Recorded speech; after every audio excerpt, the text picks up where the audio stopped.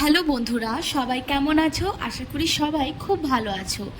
দিনটা 1 আগস্ট। আমি অফিস থেকে ফেরার পথে সমস্ত কিছু জিনিস কিনে নিয়ে ঢুকেছি। 2 তারিখ হচ্ছে আমার বাবার জন্মদিন। সরঞ্জামগুলো দেখে আশা করি হয়তো বুঝতে পারছো, সবটাই হচ্ছে পায়েসের সরঞ্জাম। মানে কারুর একটা জন্মদিন, যেটা বললাম আমার বাবার জন্মদিন হচ্ছে 2 তারিখে।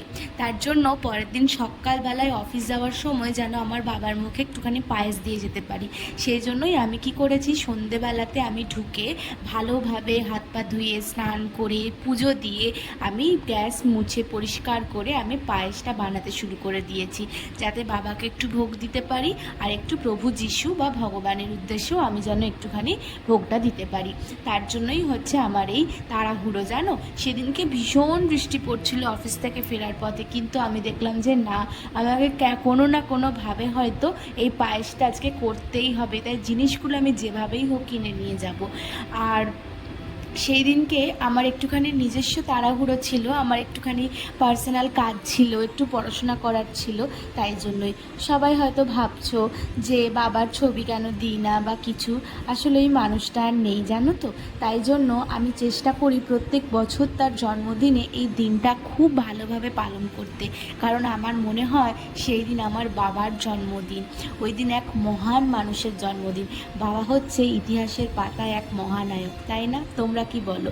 যেরকম একটা সন্তানের জন্য মা তার জন্মদিনে তার প্রিয় খাবার, পায়েস, মিষ্টি সমস্ত কিছু রান্না করে, আয়োজন করে, ঠিক সেরকম আমি আমার বাবার জন্মদিনে হচ্ছে এই সমস্ত জিনিসগুলো করার চেষ্টা করি।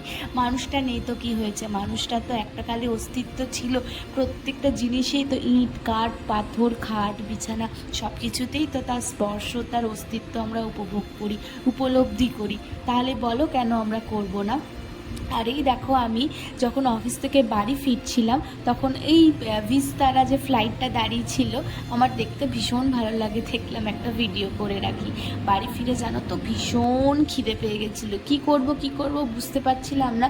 সেজন্য দেখলাম ভীষণ বৃষ্টিও পড়ছে, চলো ঝাল ঝাল করে একটু ম্যাগি করা যাক। শুরু করে দিয়েছি ম্যাগি করার তোড়জোড়, জানো। আর এই বৃষ্টির দিনে একটু ঝাল ম্যাগি হলে আর কি চাই, তাই না? আর সেই দিনকে আমি বাবাকে মিষ্টি দিয়ে বরফি, আমার বাবা কাজুর বরফি খেতে ভীষণ ভালোবাসতো, তাই জন্য আমি বাবার জন্য কাজুর বরফি, কেক সমস্ত কিছু কিনে নিয়ে বাড়ি ঢুকি। এবং পরের দিন মানে যেদিনকে বাবার জন্মদিন, সেদিনকে আমি বাবাকে বাবার সামনে সুন্দর করে সাজিয়ে জল দিয়ে আমি অফিস যাই।